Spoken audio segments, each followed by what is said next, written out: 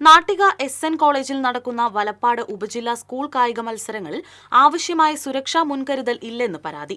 മത്സരങ്ങൾക്കിടയിൽ പരിക്കേറ്റാൽ ചികിത്സ നൽകാൻ വേണ്ട സംവിധാനങ്ങളില്ലെന്ന് മത്സരാർത്ഥികളും അധ്യാപകരും പരാതിപ്പെട്ടു.